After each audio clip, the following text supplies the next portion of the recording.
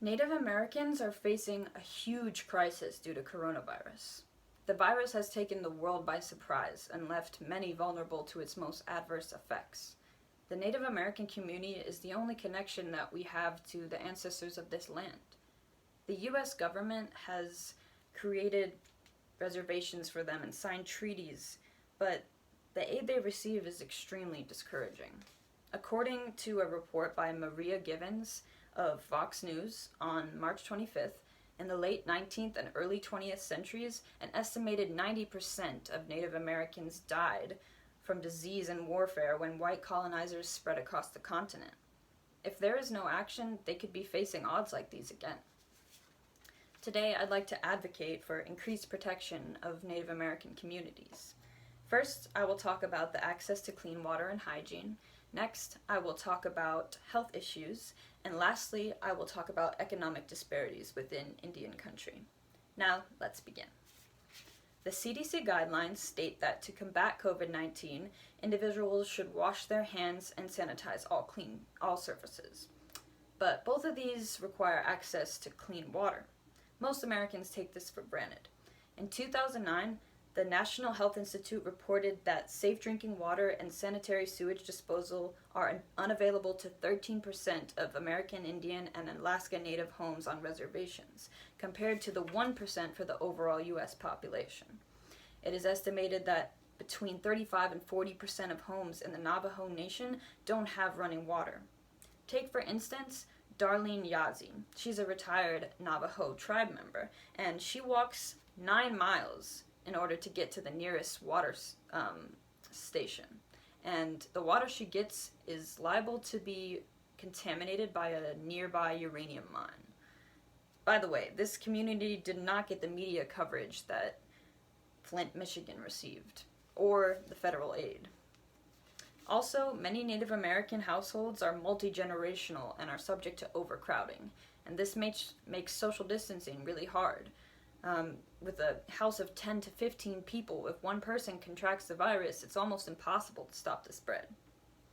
Now that I've talked about clean water and hygiene, I will next discuss health issues.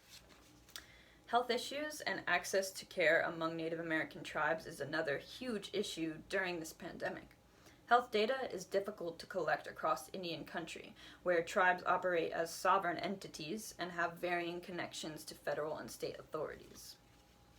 Diseases of the heart, cancer, and diabetes are the leading causes of American Indian deaths. And according to a report for Politico, American Indian and Alaskan Natives have higher rates of diabetes than any other racial group in America by 16%.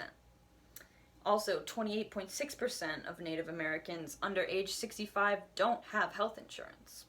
So this puts them at a huge risk of contracting the disease. And on top of that risk, they aren't receiving any federal aid. On March 31st of this year, Heidi Schultz of healthaffairs.org said the IHS has 71 or fewer ventilators and 33 ICU beds in its 24 hospitals. As of March 29th, 165 natives have tested positive for 2010 novel coronavirus, and among them, that's 110 just from the Navajo Nation. Decades of underfunding and lack of resources have left care providers ill-prepared for a national emergency of this kind, and tribes are nervous that any federal aid they get will come too little and too late. Now that I've talked about health issues, I will lastly talk about economic disparities.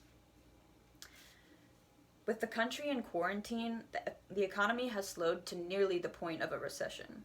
Most Americans are making do, but Native Americans are seeing a drastic drop in their economy. Casinos on reservations are most tribes' main source of income. With businesses shut down, Native communities are losing money fast. According to the National Council on Urban Indian Health, the Urban Indian Organization located in Seattle, Washington, is projecting a monthly loss of $734,922 during this pandemic. And in March 17th, a rapid survey by the National Indian Health Board said that less than a fifth of the tribes surveyed reported receiving resources from the state or federal governments, and only 3% reported having diagnostic test kits. Although Congress recently allocated $104 million for the Indian country, a source familiar with the IHS said that as of March 21st, 98% of tribal clinics have still not received any funds because of the lack of bureaucratic mechanisms to distribute funds from the CDC. Finally, I'll wrap up my speech.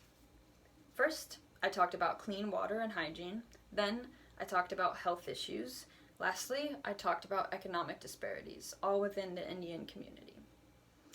I'm here to advocate for increased protection for Native American communities. This is a difficult time for all of us. We can only make it through together, on a collective scale. We must look after our brothers and sisters in the Native community, not only to stop the pandemic, but also to honor the rights that they have as U.S. citizens.